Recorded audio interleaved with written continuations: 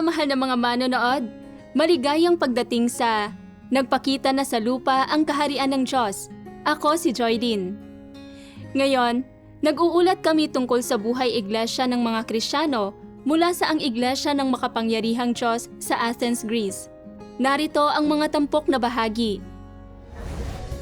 Nagbabasa ng mga salita ng makapangyarihang Diyos ang mga Kristiyano at nagbabahagi ng kanilang mga pagkaunawa. Ibinabahagi ni Sister Stavrola ang kanyang patotoong batay sa karanasan, ang nakamit ko mula sa pagdanas ng sakit. Ibinabahagi ni Sister Effie ang kanyang patotoong batay sa karanasan. Ibinunyag ng mga katunayan ang mga karumihan sa aking pananampalataya sa Diyos. Ibinabahagi ni Sister Fanny ang kanyang patotoong batay sa karanasan. Mga aral na natutuhan mula sa pagbabago ng tungkulin. Narito ngayon ang detalyadong ulat. Sabi ng makapangyarihang Diyos, ang gawain ng mga huling araw ay para ibukod-bukod ang lahat ayon sa kanilang uri at upang tapusin ang plano ng pamamahala ng Diyos, sapagkat ang oras ay malapit na at ang araw ng Diyos ay dumating na. Dinadala ng Diyos ang lahat ng nakapasok sa kanyang kaharian, lahat ng naging tapat sa kanya hanggang sa katapusan, tungo sa kapanahunan ng Diyos mismo.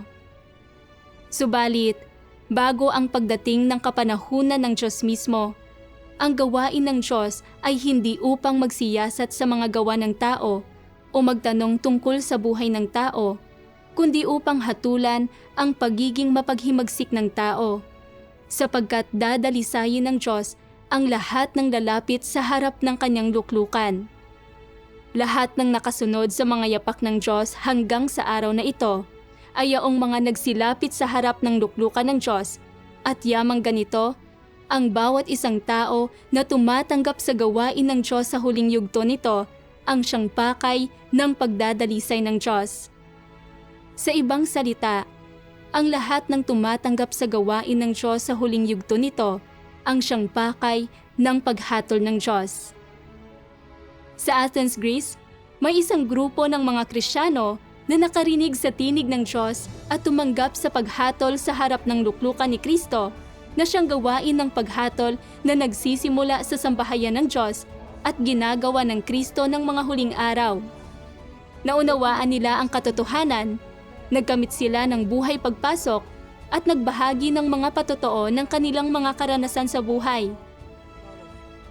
Ngayon, bisitahin natin ang kanilang pinagtitipunan at pakinggan ang kanilang mga patotoong batay sa karanasan.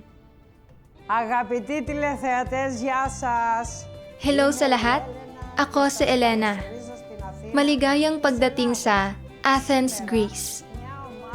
Ngayon, isang grupo ng mga Kristiyano ang nagtipon dito para mamuhay ng buhay iglesia, kumain at uminom ng mga salita ng Diyos, magbahagi tungkol sa katotohanan, at sumamba at magpuri sa makapangyarihang Diyos. Samahan natin sila sa kanilang pagtitipon. Sa Greece, noong Pebrero 18, 2026, nagtipon dito ang mga kapatid at inawit ang himno ng iglesia. Sinasang-ayunan ng Diyos ang mga nagmamahal sa Kanya.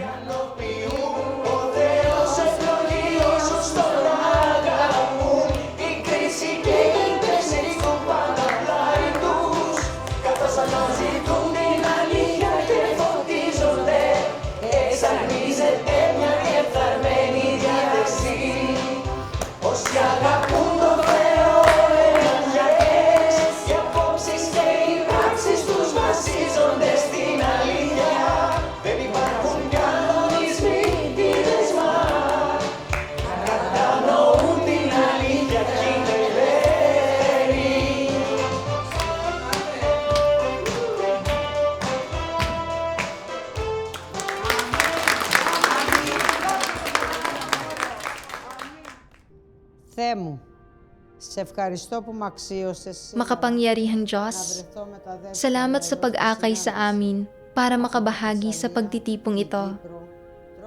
Naway gabayan mo kami sa aming pagkain at pag-inom ng mga salita mo, para mas maunawaan namin ang katotohanan at lumago ang aming buhay. O Diyos, napakababa ng aming tayog. Hinihiling namin na bigyang liwanag at gabayan mo kami para makilala namin ang gawain mo at maisagawa ang mga salita mo. Amen. Amen. Διαβάζοντας τα λόγια του παντοδύναμου Ngayon, Θεού, από τα basahin natin ang mga salita ng Diyos.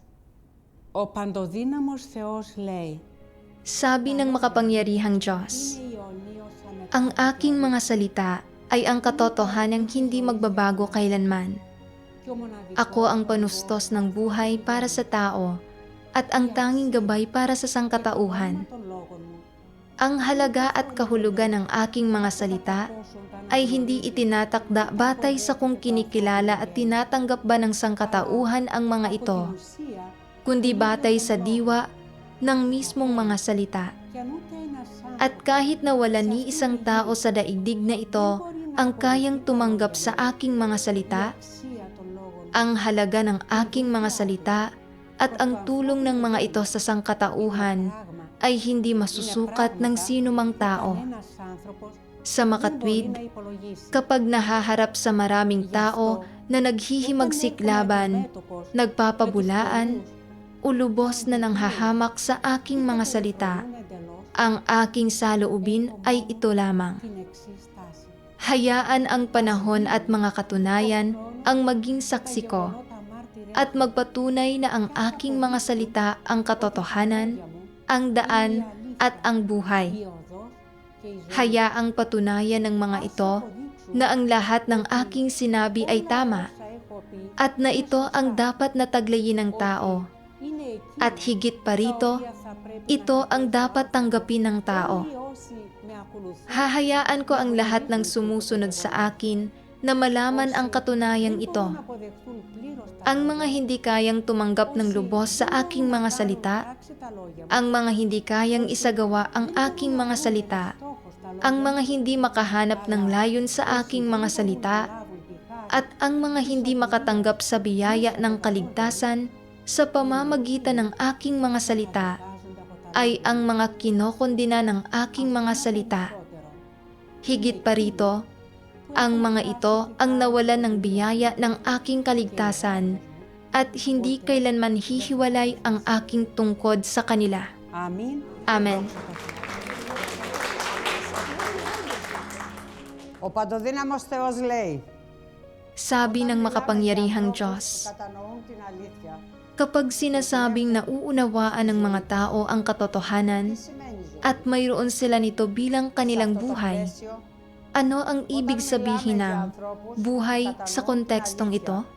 Σημαίνει Nangangahulugan ito na naghahari ang katotohanan sa kanilang puso. ότι είναι σε Nangangahulugan ito na kaya nilang mamuhay ayon sa mga salita ng Diyos. At nangangahulugan ito na mayroon silang tunay na kaalaman sa mga salita ng Diyos at isang tunay na pagkaunawa sa katotohanan. μέσα τους Kapag taglay ng mga tao sa loob nila ang bagong buhay na ito, lubos itong nakakamtan sa pagsasagawa at pagdanas ng mga salita ng Diyos. στο λόγο του Nakabatay ito sa pundasyon ng katotohanan ng mga salita ng Diyos at nakakamtan ito sa pamamagitan ng pamumuhay nila sa saklaw ng katotohanan. για την αλήθεια Ang tanging nilalaman ng buhay ng mga tao ay ang kanilang kaalaman at karanasan sa katotohanan. της ζωής. Ito ang saklaw na kinapapalooban nito. Ang pagkakamit sa buhay ay tumutukoy sa pagkakamit sa katotohanan. Δεν συνεπάγεται Ang magawang mamuhay ayon sa katotohanan ng mga salita ng Diyos ay hindi nangangahulugan na nasasaloob ng mga tao ang buhay ng katotohanan, ni nangangahulugan ito na kung taglay nila ang katotohanan bilang kanilang buhay, ay nagiging katotohanan sila, και η ζωή. at ang kanilang panloob na buhay ay nagiging buhay ng katotohanan. Τι να είναι Lalong hindi masasabi na sila ang katotohanan at buhay. Sa huli, ang kanilang buhay ay buhay pa rin ng isang tao.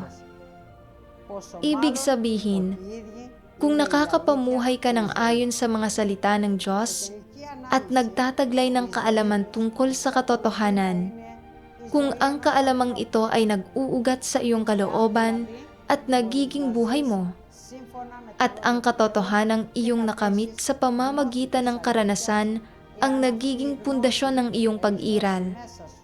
Kung mamumuhay ka ayon sa mga salitang ito ng Diyos, walang sino mang makapagbabago sa iyo, at hindi ka maililigaw o magagawang tiwali ni Satanas. Pagkatapos ay makakamit mo na ang katotohanan at buhay. Ibig sabihin, ang iyong buhay ay naglalaman lamang ng katotohanan at ng iyong pagkaunawa at karanasan sa katotohanan. At anuman ang gawin mo, mamumuhay ka ayon sa mga katotohanang ito at hindi ka lalampas sa saklaw ng mga ito. Pagkatapos ay tataglayin mo ang katotohanang realidad at ang gayong mga tao ang nais makamit ng Diyos sa huli sa pamamagitan ng kanyang gawain. Αμήν. Amen. Δόξα τον Παντοδύναμο Θεό. Ο Θεός είναι η αλήθεια. Ang Diyos ang katotohanan, ang daan at ang buhay. Είναι σωστό. Ang lahat ng sinasabi niya ay ang katotohanan at dapat tayong lubos na tumanggap at magpasakop dito. Σημαίνει να Kapag nakilala natin ang katotohanan, οικοδομείται nagiging pundasyon natin ito. η αλήθεια. Kahit walang katotohanan ang diwa ng tao, Αν όμως kung mag-uugat ang katotohanan sa atin at maisasagawa natin ito, τότε αδέρφια hindi na tayo mapaglalaruan o mababago ni Satanas. του Σατανάς. At tunay tayong magiging mga taong nakaranas sa gawain ng Diyos at nakamit niya. Αμήν. Αμήν. Sa pagbabasa ng mga salita ng makapangyarihang Diyos, Και μας βάζει nakilala ng mga Kristiyano na tanging ang mga salita ng Diyos ang katotohanan at maaaring maging buhay ng tao. Kailangang kumain at uminom ang mga tao ng mga salita ng Diyos araw-araw at umasal at kumilos ng ayon sa kanyang mga salita. Sa gayon lamang sila mas mapapalapit sa mga hinihingi ng Diyos at hindi na maililigaw at magagawang tiwali ni Satanas. Sa gayon lamang sila magiging mga taong tunay na nagpapasakop at sumasamba sa Diyos. Γεια σας αδέρφια μου. Hello sa Είμαι lahat. Σταυρούλα Οικονόμου. Ang pangalan ko Ιδίως ay δεν γνωρίζω, Stavrola αλλά Oikonomou. όλοι γνωριζόμαστε όμως. Gusto kong ibahagi ang Αυτό karanasan είναι το ko. μεγαλείο του Θεού. Πριν 2 χρόνια περίπου, Mga 2 taon na ang nakalipas. πόνο στα μάτια. Isang araw ay bigla na lang sumakit ang mga mata ko. Hindi ko masyadong inisip iyon noong una. Pero unti-unti itong lumala. Tuwing nagbabasa ako ng mga salita ng Diyos, humahapdi at umiinit ang mga mata ko. Pero hindi ako kailanman lumiban sa kahit isang pagtitipon. Sinubukan kong magbasa ng mga salita ng Diyos, pero hindi na ako makapagpatuloy. Sa huli, hindi na rin ako makapagtala. Sobrang nanlumo ako. Diyos ko, bakit nangyayari ito sa akin sa dinami-dami ng tao? Ginagawa ko ang tungkulin ko. Gusto kong kumain at uminom ng mga salita mo. Bakit nangyayari sa akin ang lahat ng ito? Sa loob ng ilang panahon ay naging negatibo ako at nagsimula akong magreklamo tungkol sa Diyos. Ayaw ko na nga ring magdasal. Naisip ko, ano pa ang saysay ng pagdadasal? Hindi naman ako papakinggan ng Diyos. Unti-unti, lalo akong napalayo sa Diyos. Sobrang natakot talaga ako noon. Naisip ko, paano kung mabulag ako? Sino ang tutulong sa akin? Ipapadala ba ako ng pamilya ko sa isang nursing home? Sobrang nakakatakot isipin iyon. Sa sandaling iyon, may isang sister na nagpadala sa akin ng ilang salita ng makapangyarihang Diyos. Ο παντοδύναμος Θεός λέει, Sabi ng makapangyarihang Diyos, πιστεύουν σε εμένα, napakaraming naniniwala sa akin para lamang pagalingin ko sila. πιστεύουν σε εμένα, Napakaraming naniniwala sa akin para lamang gamitin ko ang aking kapangyarihan upang itaboy ang maruruming espiritu mula sa kanilang mga katawan. At napakaraming naniniwala sa akin para lamang makatanggap sila ng kapayapaan at kagalakan mula sa akin.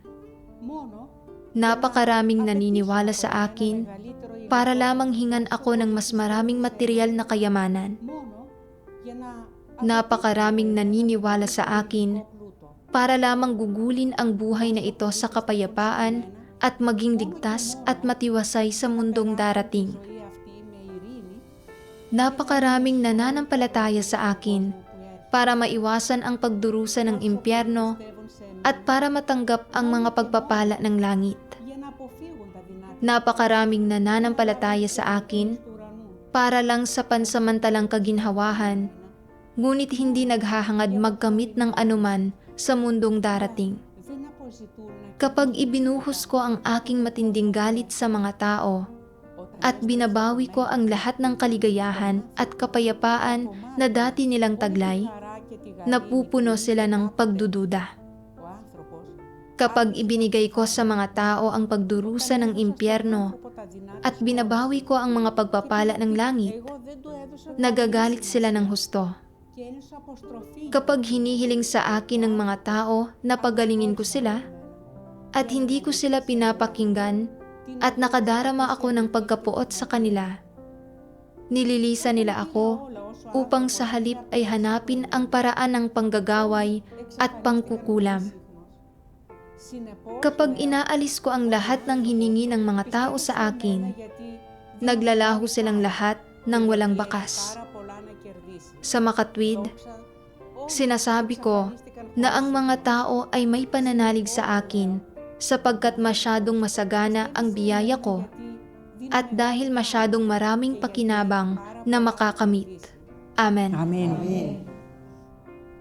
Με αυτή την αποκάλυψη του Λόγου του Θεού, αδέρφια μου, Sa pamamagitan ng paglalantad ng mga salita ng Diyos, nakita ko talaga kung gaano ako kapeke. πίστευα με ειλικρινή καρδιά. Dumadalo ako sa mga pagtitipon Και ήμουν dahil umaasa akong makikita ng Diyos ang mga pagsisikap ko την ελπίδα at gagantimpalaan niya ako δει αυτό που κάνω na para bang sasabihin ng Diyos, και θα έρθει kailangan ko siyang pagalingin dahil nagpapakabuti siya. αυτό. Pero hindi gumagawa ang Diyos ayon sa mga kuro-kuro ko. Οκ. Gusto akong ibunyag ng Diyos para malinaw kong makita kung anong klaseng tao ba talaga ako. Ο Θεός Nakita ko na nanampalataya lang ako sa Diyos noong maayos ang lahat. έδειξε αυτό που πραγματικά Nang maharap ako sa isang pagsubok, nalantad ang tunay na kulay ko. σκέφτηκα Nagbubunyag sa tunay na kalagayan ng puso ko. που πέρασε τόσα πολλά. Naisip ko si Job. Είτε ο Θεός του έδωσε Nakaranas siya ng napakatinding pagsubok. Pero nagbigay man o bumawi ang Diyos, nanatiling matatag ang pananalig niya at hindi niya kailanman ipinagkanulo ang Diyos. αλλά τι Nagbigay pa nga siya ng isang makapangyarihang patotoo sa harap ni Satanas. όταν το είδα αυτό Nang makita ko ito, πραγματικά naramdaman ko kung gaano ako kakasuklam-suklam at kawalang hiya. Kalaunan, narinig ko ang mga salitang ito ng makapangyarihang Diyos. Για όλους τους ανθρώπους, Para sa lahat ng tao, ang pagpipino ay napakasakit at napakahirap tanggapin. Ngunit sa panahon ng pagpipino, ibinubunyag ng Diyos ang kanyang matuwid na disposisyon sa tao at idinedeklara ang kanyang mga hinihingi para sa tao at nagbibigay ng mas maraming kaliwanagan at mas maraming praktikal na pagpupungos.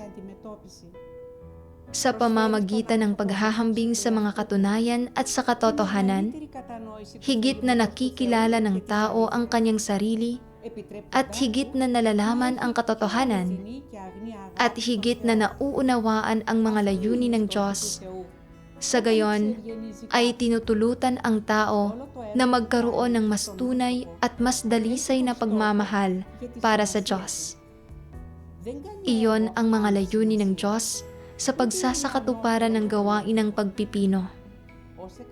Lahat ng gawain na ginagawa ng Diyos sa tao ay may sariling mga layunin at kabuluhan.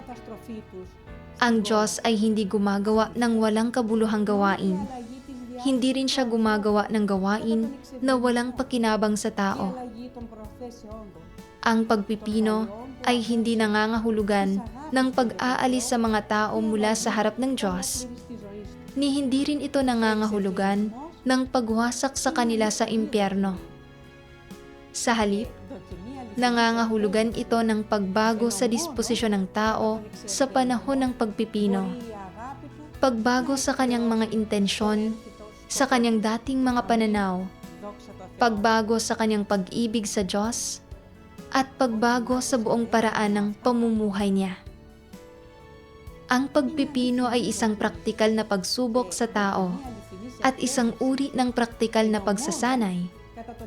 At sa panahon lamang ng pagpipino, magagampanan ng kanyang pag-ibig ang likas nitong tungkulin. Amen.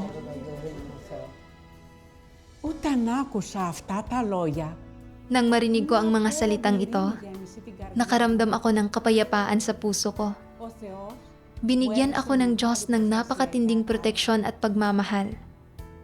Isinaayos ng Diyos ang kapaligirang ito para sa akin, para mabago ang tiwalikong disposisyon sa pamamagitan ng pagsubok na ito.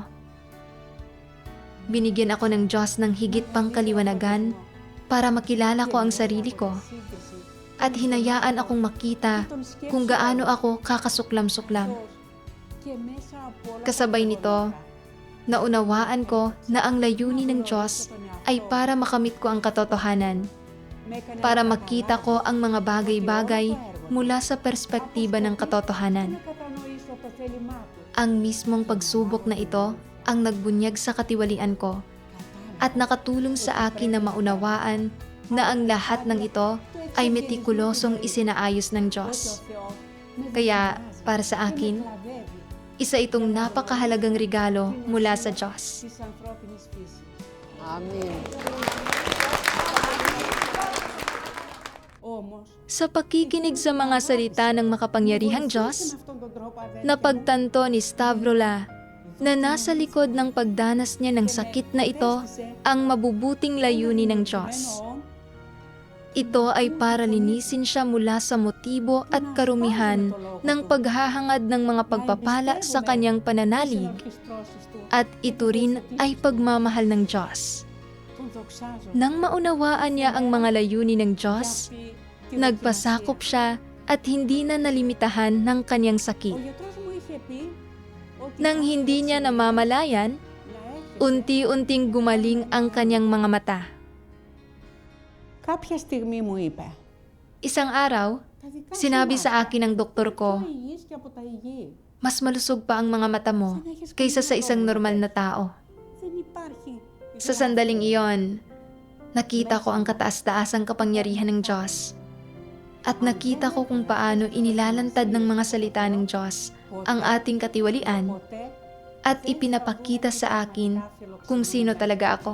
Δεν θα δούμε ποτέ Kung wala ang mga pagsubok na ito, hindi ko sana kailanman malinaw na nakita ang motibong magkamit ng mga pagpapala na nakabaon ng malalim sa loob ko, ni ang satanikong tiwaling disposisyon ko. Tunay akong nagpapasalamat sa Diyos dahil siya ang nagpakita sa akin ng tamang landas. Amen.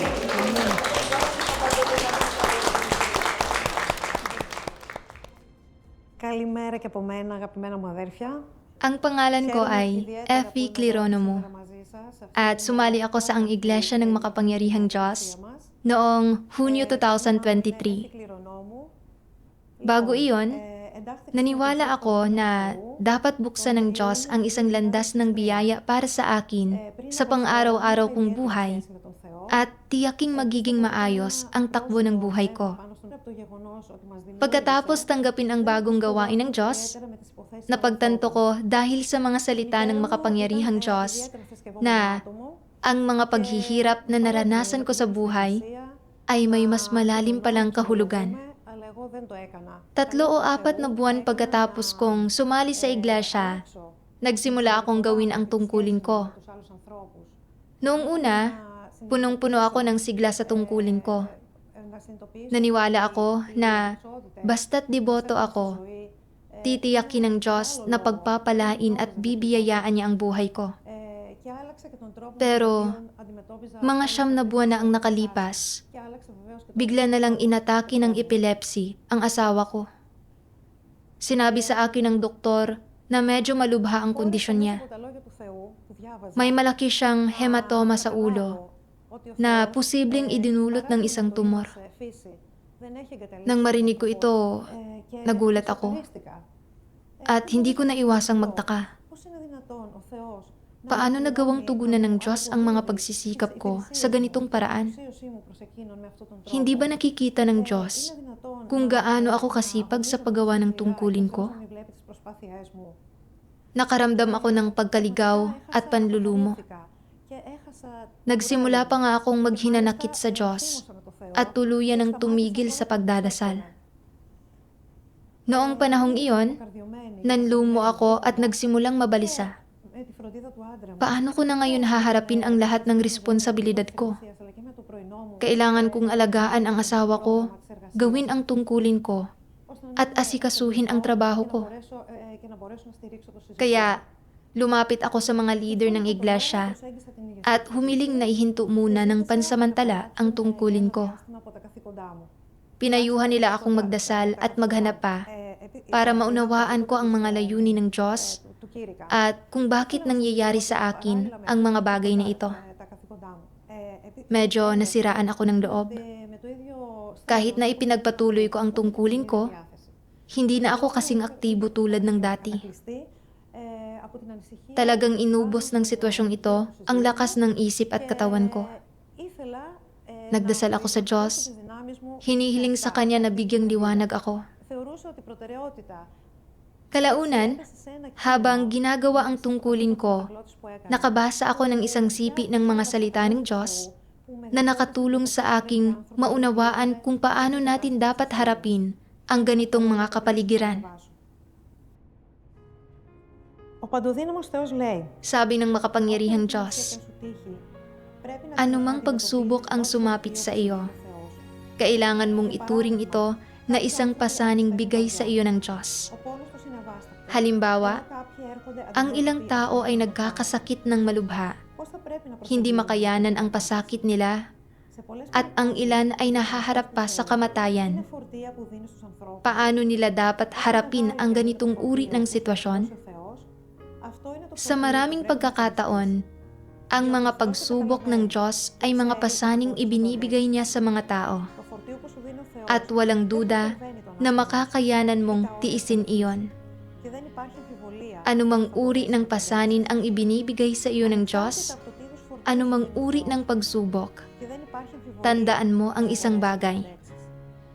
Nauunawaan mo man o hindi ang mga layunin ng Diyos, at binibigyang liwanag at tinatanglawan ka man o hindi ng banal na espiritu pagkatapos mong manalangin, dinidisiplina o binabalaan ka man ng Diyos sa pagsubok na ito o hindi.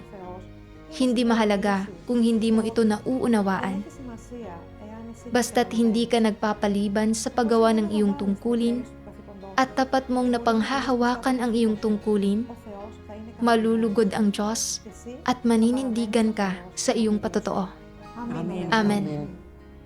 Τα λόγια αυτά του Θεού με έκαναν να καταλάβω Nakatulong sa akin ang mga salitang ito ng Diyos para maunawaan na nangyayari ang mga pagsubok ng may pahintulot ng Diyos, na ang mga pagsubok na ito ay mga pasaning dapat nating dalhin at hindi kailanman ibinibigay ng Diyos ang mga pasaning hindi natin kayang dalhin. Inihanda ang lahat ng iyon ayon sa kakayahan nating dalhin ang mga iyon at sa ating tayog. Kaya naman, dapat kong ipagpatuloy ang paggawa sa tungkulin ko at magpasakop sa mga kapaligirang isinaayos ng Diyos para sa akin. Αυτά τα λόγια με διαφώτισαν. Binigyang liwanag ako ng mga salita ng Diyos at pinalakas ang loob ko. Λίγο αναπτέρωσαν, ξαναψάχνω. Pagkatapos, nagbasa pa si Effie ng mas maraming salita ng Diyos. Naghahanap na maunawaan ang mga layunin ng Diyos sa pamamagitan ng mga ito. Ο παντοδύναμος Θεός λέει, Sabi ng makapangyarihang Diyos, εκτελεί το καθήκον του. kung sa paggampan ng tungkulin, ang isang tao ay palaging gumagawa ng mga plano alang-alang sa sarili niyang mga interes at kinabukasan, Έτσι, at wala siyang anumang pagsasaalang-alang sa gawain ng iglesia o sa mga interes ng sambahayan ng Diyos. για να εξασφαλίσει Hindi ito paggampan ng isang tungkulin. ευλογίες για τον εαυτό του. Ito ay pagbabalak para sa personal na pakinabang, Έτσι, paggawa ng mga bagay para makakuha ng mga benepisyo at magtamo ng mga pagpapala para sa kanyang sarili. Kapag ganito ang paggampan ng isang tungkulin, nagbabago ang kalikasan nito. Nagiging isang pagtatangka itong makipagtawaran sa Diyos, na gamitin ang paggampan ng tungkulin para makamit ang mga personal na layo ng isang tao.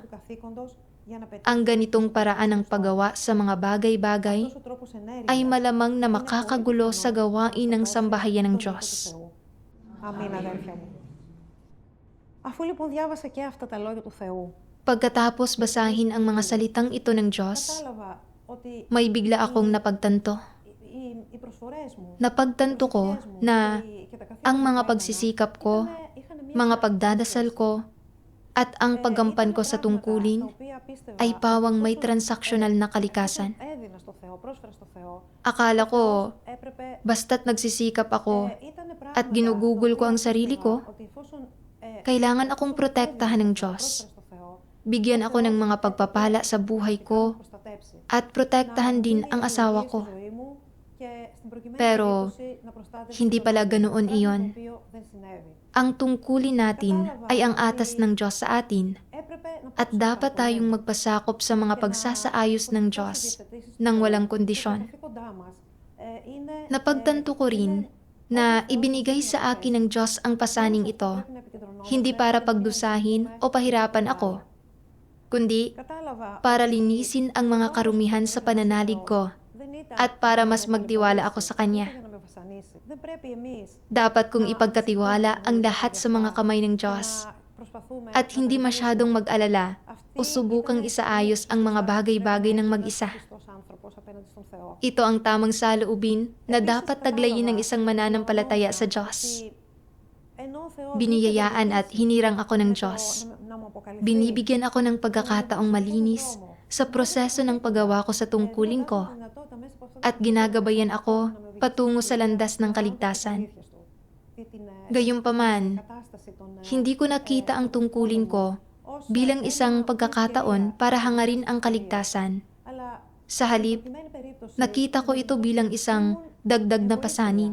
με αυτή τη σκέψη μου. Napagtanto ko Και πολύ na ang ganitong αργότερα, paraan ng έδειξε pag-iisip με at ταχεία pagkilos απέναντι στον Θεό. ay Θυμόμαι makasarili. το εγωίστρια με Ang αυτή mas την malala σκέψη pa, μου, με αυτόν τον τρόπο μου. nagsimula akong maghinanakit sa Diyos sa puso ko at inisip pa ngang talikuran ang tungkulin ko. Munti ko nang ipagkanulo ang Diyos. Nang panahong iyon, nagbasa ako ng ilan pang salita ng Diyos. Ο παντοδύναμος Θεός λέει, Sabi ng makapangyarihang Diyos, dahil nananampalataya at sumusunod ka sa Diyos, dapat mong ialay ang lahat sa Kanya at hindi ka dapat gumawa ng mga personal na pagpili o paghingi. At dapat mong makamit ang katugunan sa mga layunin ng Diyos. Dahil ikaw ay isang nilikhang tao, dapat kang magpasakop sa Panginoon na lumikha sa iyo, sapagkat likas mong hindi makontrol ang iyong sarili at wala kang likas na abilidad na kontrolin ang sarili mong tadhana. Bilang isang nilikha, dapat hangarin ng tao na kilalanin ang lumikha at tuparin ang tungkulin ng isang nilikha. At ang pinakamahalaga, hangaring mahalin ang Diyos nang hindi gumagawa ng anumang iba pang pagpili, sapagkat ang Diyos ay karapat-dapat sa pagmamahal ng tao. Iyong mga naghahangad ng pagmamahal para sa Diyos ay hindi dapat maghangad ng anumang personal na mga pakinabang o ng mga personal na inaasam. Ito ang pinakatamang paraan para maghangad. Amen. Από τα λόγια αυτά του Θεού κατάλαβα Mula sa mga salita ng Diyos, naunawaan ko na pinahintulutan ng Diyos na dumating sa akin ang pagsubok na ito να καταλάβω para ipakita sa akin ang mga katawa-tawa kong pananaw at ang mga karumihan sa pananalig ko. στην πίστη. Napagtanto ko na hindi sincero ang pananalig ko sa Diyos Ειλικρινής. at na inuna ko ang mga personal kong paghahangad at interes. Προσωπικές μου επιδιώξεις και τα δικά Dahil sa pagkakaroon ng gayon kamakasariling saloobin, μου στάση. nagiging hindi ako mapagpasalamat sa Diyos. Είμαστε πλάσματα του Θεού. Isa akong nilikha Πρέπει at dapat akong ganap na magpasakop sa mga pamamatnugot ng να Diyos. μην έχουμε παράπονα από τον Θεό. Hindi ako dapat magreklamo tungkol sa Diyos o magkaroon ng anumang mga hinihingi. Είναι το πιο σωστό για τη σωτηρία. Pero naging makasarili at mahina ako. Συμφέροντα και όχι τα Palaging sinusubukang siguruhin kung ano ang pinakamabuti para sa akin at sa pamilya ko, nang hindi isinasaalang-alang ang mga interes ng sambahayan ng Diyos o pinagninilayan ang mga layunin at hinihingi ng Diyos para sa akin. ήρεμη πλέον καρδιά και είπα Nang mapagtanto ito, nagdasal ako sa Diyos. ήταν ανηλικρινής απέναντι Θεό, Diyos με ko, ήρεμη πλέον καρδιά hindi sincero ang dati kong pananalig sa iyo. ότι η πίστη μου μέχρι τώρα, Tulungan mo akong harapin ang mahirap na sitwasyong ito. ότι επειδή Handa akong kumilos ayon sa mga layunin mo at gawin ng maayos ang tungkulin ko ayon sa mga hinihingi mo. Amen. Αμήν αδέρφια μου. Naunawaan ni Effie ang mga layunin ng Diyos at hindi na siya nasasaktan o negatibo. Η καρδιά μου ηρέμησε Nagsimula siyang aktibong gawin ang tungkulin niya. και δεν ήθελα πια Kahit na minsan ay nakakaramdam siya ng panghihina, ότι sa pamamagitan ng pagdadasal at pagsandal sa Diyos, natagpuan niya ang pananalig at lakas para harapin ang mga kasalukuyan niyang paghihirap. έτσι Makalipas ang ilang panahon, και unti-unting gumaling ang asawa niya. να αφήσω τα καθήκοντά May natutuhan siyang aral mula rito at natutuhan niyang magpasakop. δεν αισθάνθηκα μέσα μου Noong panahong iyon, nakaramdam ako ng pagsisisi at pagkakasala sa puso ko dahil nagreklamo ako sa isip ko tungkol sa Diyos. Hindi ako nagtiwala sa Kanya at muntik ko pa nga siyang ipagkanulo. Ginusto kong isuko ang tungkulin ko. Kapag may mga nangyayari sa atin, iniisip nating pinapahirapan tayo ng Diyos. Pero sa totoo lang, pagmamahal iyon ng Diyos. Naglalayong unti-unti tayong gabayan patungo sa kaligtasan. Naunawaan ko rin na kahit malayo pa ang lalakbayin ko para magawang perpekto, napagtanto ko na mahal tayo ng Diyos at hindi niya tayo iniwan. Ipinakita niya sa atin ang landas, kaya dapat natin itong sundin at huwag kailanman masiraan ang loob. Amen. Luwalhati sa makapangyarihang Diyos.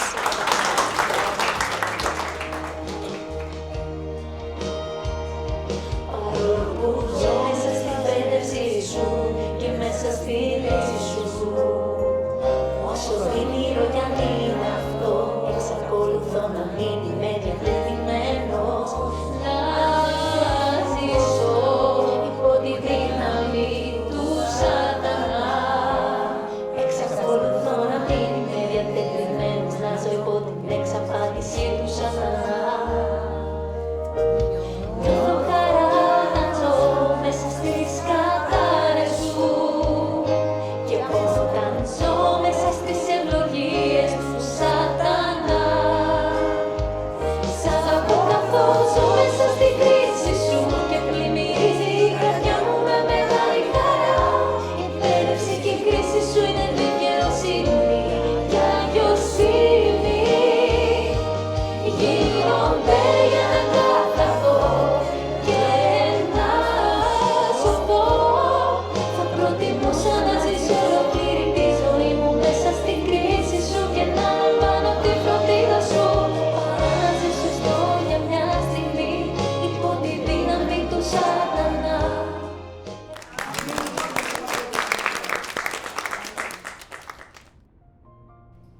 Ibinahagi rin ni Sister Fanny ang kanyang karanasan.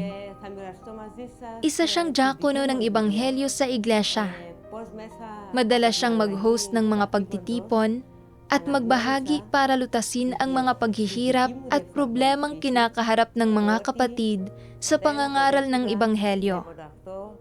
Nakuha niya ang paghanga at papuri ng mga kapatid at talagang nagustuhan niya ang pakiramdam na ito. Kalaunan, dahil sa mga pangangailangan ng gawain ng iglesia, isinaayos ng leader na gumawa siya ng tungkulin sa pagsasalin at nakaramdam siya ng paglaban dito. Napuno ng maraming negatibong ideya ang isip ko. Paanong isang tungkulin sa likod ng eksena na tulad ng pagsasalin ang gagawin ko ngayon? Hindi na ako magkakaroon ng pagkakataong mag-host ng mga pagtitipon at makatanggap ng papuri mula sa mga kapatid. Bakit itinalaga sa akin ang tungkuling ito? Iniisip ba nilang hindi ko na kayang ipagpatuloy ang gawain ng Ebanghelyo? Nang hindi ko namamalayan, pakiramdam ko ay hindi ito pagsasaayos ng Diyos, kundi panghihimasok ng tao. Dahil sa mga pag-iisip na ito, kahit na tinitingnan ko ang mga burador ng salin na ipinapadala sa akin araw-araw, hindi ako makatuon sa paggawa ng tungkuling ito. Nasa dati ko pa ring tungkulin ang isip ko. At kapag nakikita ko ang ibang mga leader na nag-host ng mga pagtitipon, nananabik akong bumalik sa dati kong tungkulin. Gustong-gusto kong sabihin sa leader na ayaw ko nang ipagpatuloy ang tungkulin sa pagsasalin. Pero natakot akong iisipin nilang tinatakasan ko ang responsibilidad ko, isang kilos na hindi ayon sa mga layunin ng Diyos. Nang makita ang kalagayan kong hindi mapakali, nagpadala sa akin ang leader ng isang sipi ng mga salita ng Diyos.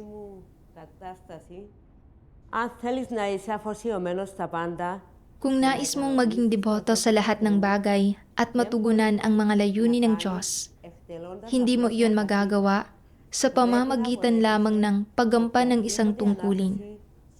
Kailangan mong tanggapin ang anumang atas na ibinibigay ng Diyos sa iyo. Tumutugon man ito o hindi sa iyong panlasa o sa iyong mga interes, o isang bagay man ito na hindi nakakasiya sa iyo, o na hindi mo pa nagawa dati at mahirap para sa iyo, dapat mo itong tanggapin at magpasakop ka rito. Hindi mo lamang dapat tanggapin ito, kundi kailangan mo ring aktibong makipagtulungan, matuto ng mga profesional na kasanayan, at magkamit ng mga karanasan at pagpasok. Kahit pa magdusa ka ng paghihirap, pagkapagal, kahihiyan, o pagtatakwil, kailangan mo pa ring gampanan ito ng may debosyon. Sa pagsasagawa lamang sa ganitong paraan mo magagawang maging deboto sa lahat ng bagay at matutugunan ang mga layunin ng Diyos. Dapat mo itong gampanan bilang iyong tungkulin, hindi bilang sarili mong proyekto. Amen. Amen. Amen. Pagkatapos basahin ang mga salita ng Diyos, naunawaan ko na isinasaayos ng Diyos ang tungkulin at na ang tungkuling ginagawa ko ay isang atas na ganap na nagmula sa Kanya. Hindi ko dapat gawin ang tungkulin ko para tugunan ang sarili kong mga pagnanais, kundi para palugurin ang Diyos ng may mapagpasakop at responsableng saloobin. Sa pamamagitan ng mga salita ng Diyos, nakilala ko ang sarili kong paglaban at paghihimagsik. Pagkatapos, nagbasa ako ng isa pang sipi ng mga salita ng Diyos. Ipagpalagay na inako mo ang tungkulin ng isang nilikha. Mula sa araw na ito, isa ka ng tunay na miyembro ng sambahayan ng Diyos. Ibig sabihin, kinikilala mo ang iyong sarili bilang isa sa mga nilikha ng Diyos. Mula sa araw na ito, dapat mong muling iayos ang mga plano mo sa buhay. Hindi mo na dapat hangarin ang mga adhikain, pagnanais, at layo na dati mong itinakda sa buhay mo. Sa halip, dapat kang gumamit ng bagong pagkakakilanlan at bagong perspektiba para planuhin ang mga layon at direksyon sa buhay na dapat mayroon ka bilang isang nilikha. Una, hindi mo dapat mga layon at direksyon ang pag-ako ng papel ng pamumuno o ang mamuno o mangibabaw sa anumang industriya o ang maging isang kilalang taong nakikibahagi sa isang partikular na trabaho o isang taong bihasa sa partikular na propesyonal na kasanayan. Sa halip, dapat mong tanggapin ang iyong tungkulin mula sa Diyos. Ibig sabihin, dapat mong alamin kung anong gawain ang dapat mong ginagawa at anong tungkulin ang kailangan mong gawin ngayon sa sandaling ito at hanapin ang mga layunin ng Diyos. Bilang isa sa mga nilikha ng Diyos, ang dapat na pangunahin mong layon sa buhay ay ang tuparin ang iyong tungkulin bilang isang nilikha at maging isang nilikha na pasok sa pamantayan. Ito ang pinakapundamental na layon sa buhay na dapat mayroon ka. Ang pangalawa at mas partikular ay kung paano tuparin ang iyong tungkulin bilang isang nilikha at maging isang nilikha na pasok sa pamantayan. Ito ang pinakamahalaga. Ang mga direksyon at layo na ito na hinahangad ng tiwaling sangkatauhan tulad ng reputasyon, katayuan, banidad, at mga personal na kinabukasan ay pawang mga bagay na dapat mong isuko. Amen. Pagkatapos basahin ang mga salitang ito ng Diyos, naunawaan ko na ang dahilan kaya napakatagal kong tumangging magpasakop sa mga pagsasaayos ng Diyos ay dahil hinahangad ko ang reputasyon at katayuan. Napagtanto ko na ang sambahayan ng Diyos ay hindi isang lugar para magtatag ng karera, ni hindi ito lugar para tuparin ng mga tao ang sarili nilang mga ambisyon at pagnanais. Dito, dapat nating maunawaan kung paano paglingkuran ang Diyos at kung paano sumunod sa kalooban ng Diyos. Ano man ang tungkuling italaga sa atin, dapat nating gawin ang lahat para magampanan ito ng maayos. Nang maunawaan ko ito, hindi na ako nagreklamo tungkol sa desisyon ng leader. At hindi na ako umasang makabalik sa dati kong tungkulin. Para magawa ng maayos ang tungkulin ko, nakibahagi ako sa lahat ng sesyon ng pag-aaral ng pangkat. Sa pamamagitan ng tungkuling ito, nagkaroon ako ng pagkakataon araw-araw na makabasa ng maraming salita ng Diyos na hindi ko pa nabasa sa dati kong tungkulin at tunay kong naramdaman na kailangan ko ang gabay ng Diyos. Ano man ang tungkuling gawin natin, dapat tayong magkaroon ng mapagpasakop at mapagpakumbabang puso. Ang sambahayan ng Diyos ay hindi lugar para ipagmalaki ng mga tao ang kanilang mga talento, ni lugar para magpasikat ang mga tao. Dito, dapat nating gawin ang ating mga tungkulin nang may mapagpasakop na saloobin para palugurin ang Diyos. Handa akong tuparin ang tungkulin ko at hangaring matugunan ang mga hinihingi ng Diyos. Salamat sa makapangyarihang Diyos.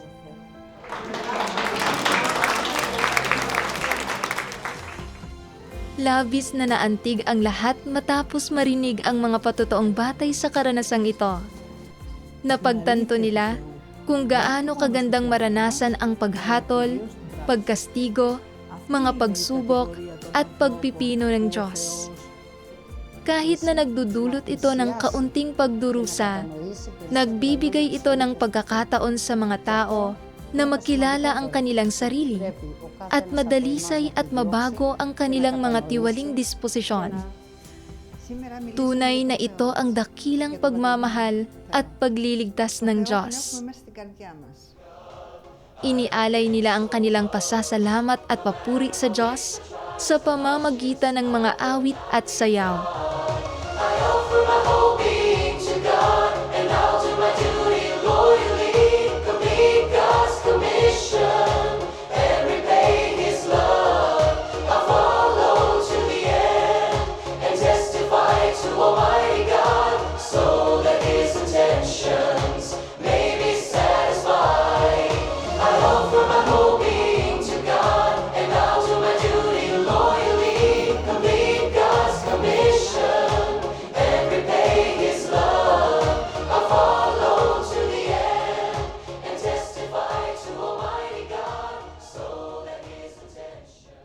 Ang mga kapatid sa iglesia sa Athens, Greece ay nakaunawa sa maraming katotohanan sa pamamagitan ng pagdana sa gawain ng paghatol ng makapangyarihang Diyos sa mga huling araw.